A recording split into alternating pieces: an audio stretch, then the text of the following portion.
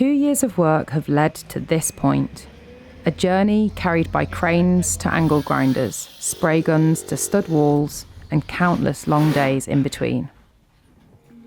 Broaden HQ, which began as a 40-foot shipping container, is now ready for its final chapter, furniture and fit out.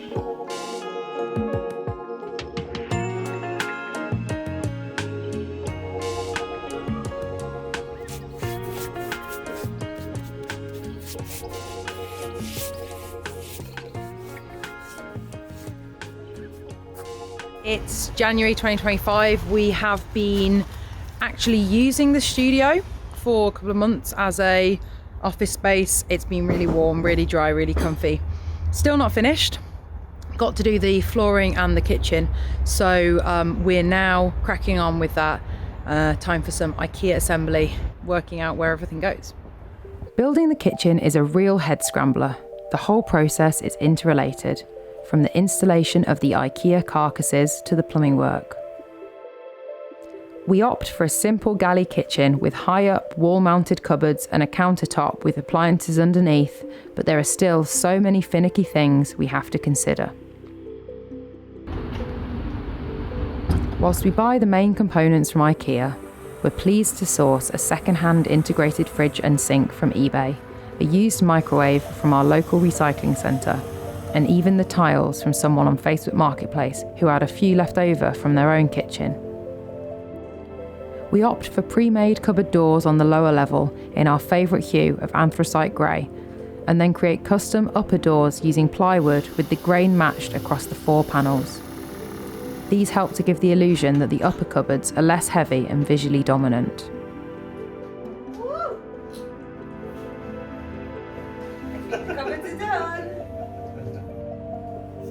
The tap is fed by the cold water pipe which we installed back in the first episode, with the water passing through a filter and then a 5 kilowatt water heater.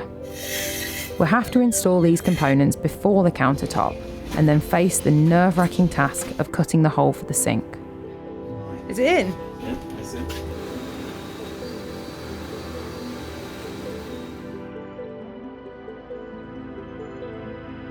We are tiling!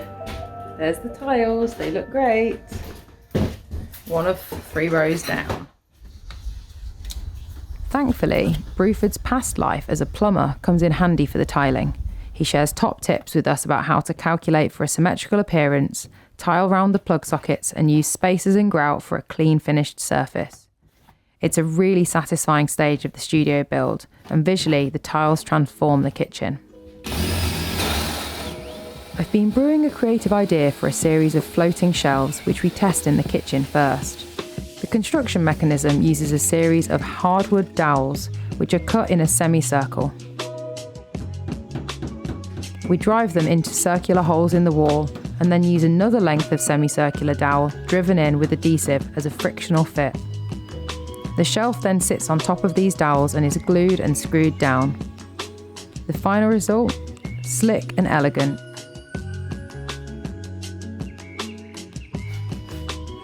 We have a floor. It's emerging. Very cool.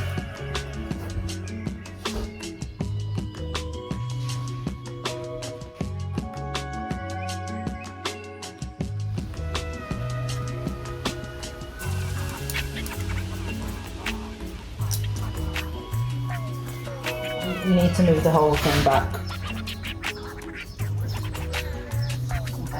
I'm not pressing down too much, so you can lift it.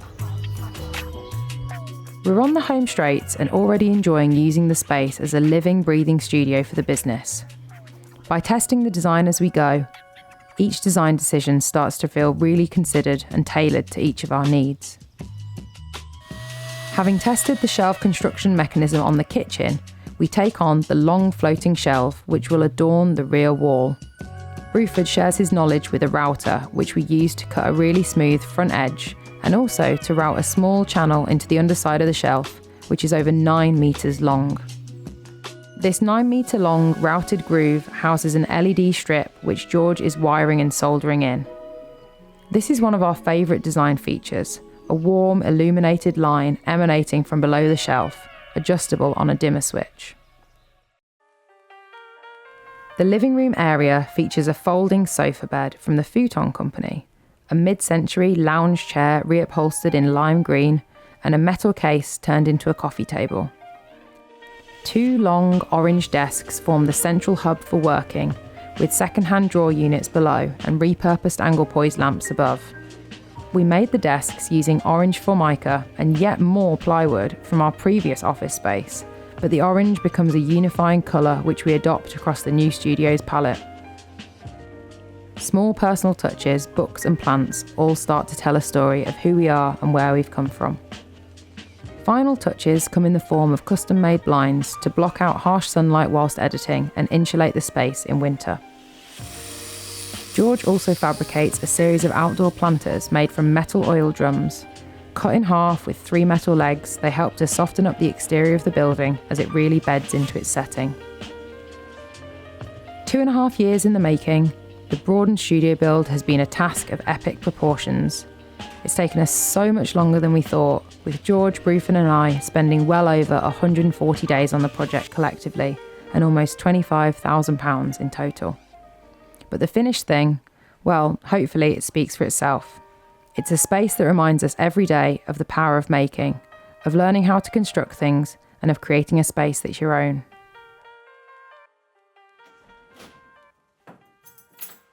So that's it. Can't believe this project started back in 2023, but we're here to finally say Broaden Studio is done. Finito. We're all in, we're using the space, we're getting used to it. It's warm, it's dry, it's comfortable, it looks pretty cool. So yeah, successful. Broaden HQ is already coming to life with activity, and here's to many more projects, parties and years together in the space. Who knows, perhaps there's another container conversion on the horizon.